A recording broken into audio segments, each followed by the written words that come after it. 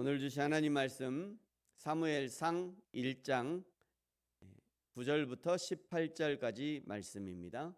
9절부터 11절까지 우리 세 구절만 같이 맞춰서 천천히 읽겠습니다. 시작.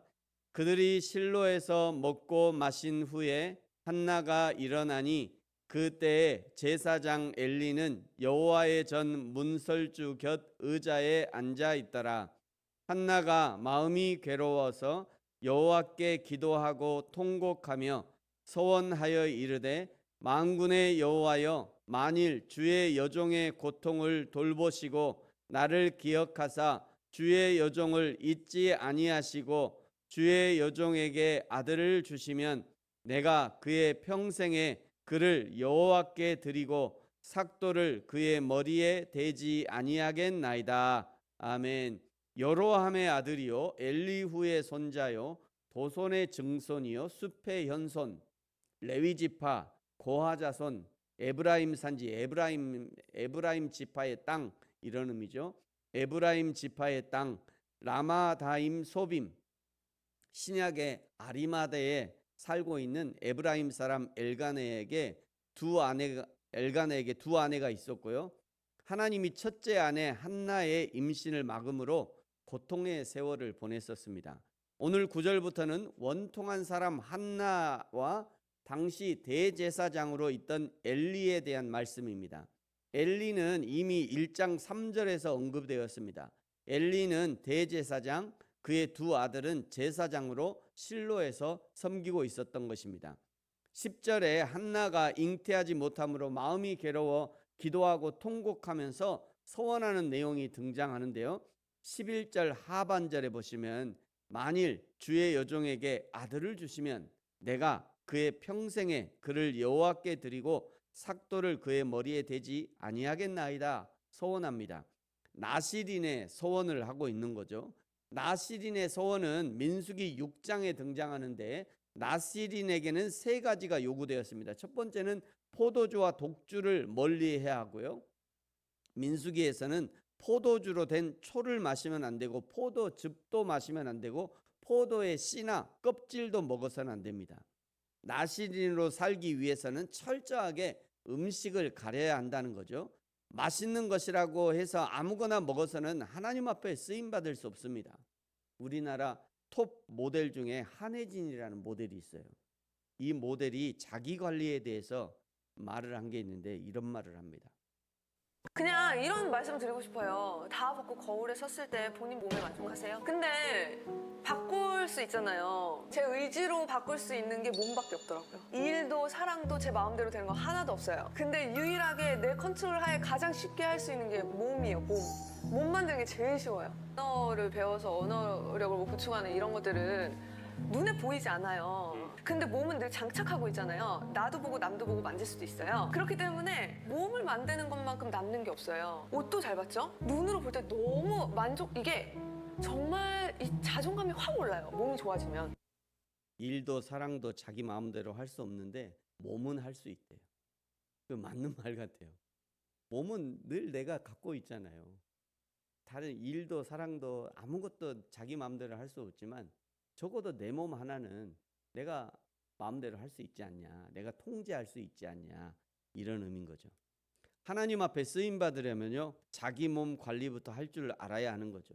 먹고 싶은 거 다 먹고 자기 몸 하나도 관리하지 못하는 사람에게 어떻게 하나님의 나라와 교회를 맡기겠습니까? 그래서 나실인의 첫 번째가 음식을 가려야 한다는 거예요. 그냥 하는 얘기가 아닙니다.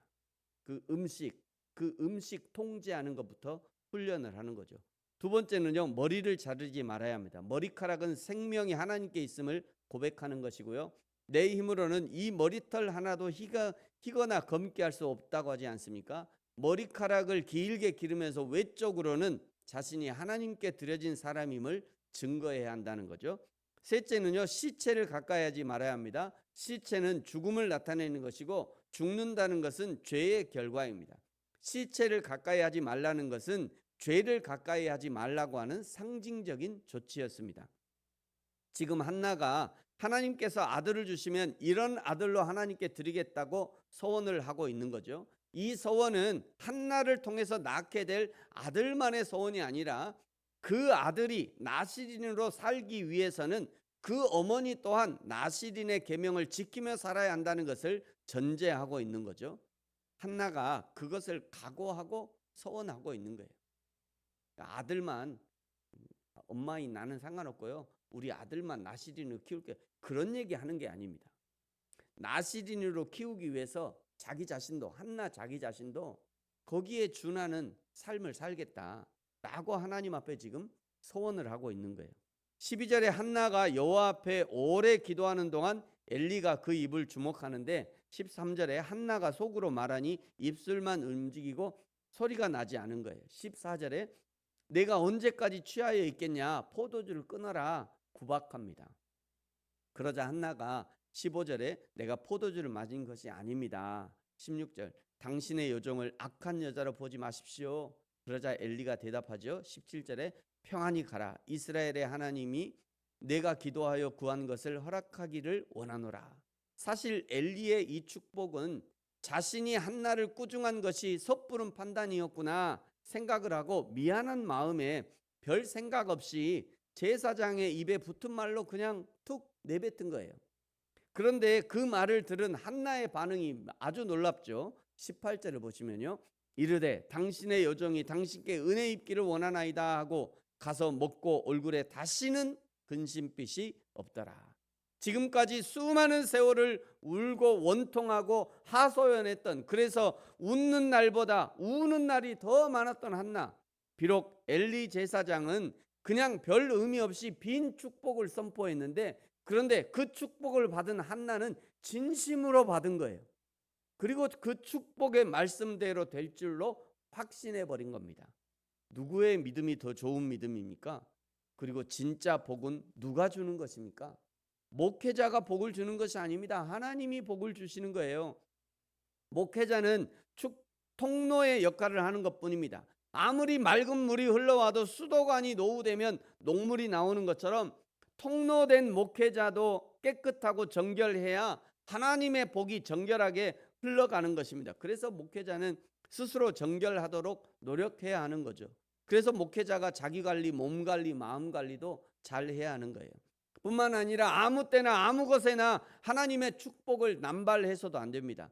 목회자의 절제와 분별력이 여기서 필요한 거죠. 그저 의미 없이 축복의 말을 던진 엘리보다는 그 말을 믿음으로 받은 한나의 믿음이 훨씬 더 하나님의 마음을 흡족하게 하는 믿음이었던 것이고, 그 믿음을 보고 하나님이 진짜 복을 내려주셨던 겁니다.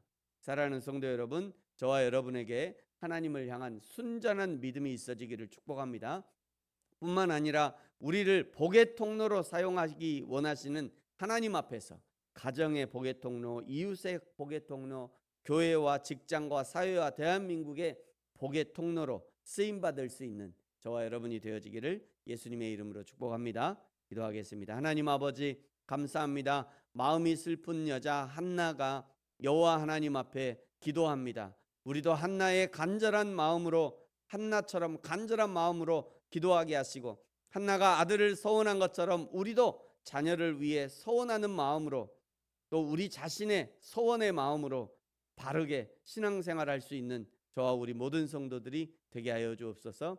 엘리의 빈 평안에도 다시는 근심의 빛이 없었던 한나의 담대한 신앙을 우리도 본받게 하시고, 여호와 하나님 앞에 확신하고 굳건한 신앙의 사람으로 살게 하여 주옵소서. 감사합니다. 예수님의 이름으로 기도합니다. 아멘. 하늘에 계신 우리 아버지, 아버지의 이름을 거룩하게 하시며 아버지의 나라가 오게 하시며 아버지의 뜻이 하늘에서와 같이 땅에서도 이루어지게 하소서.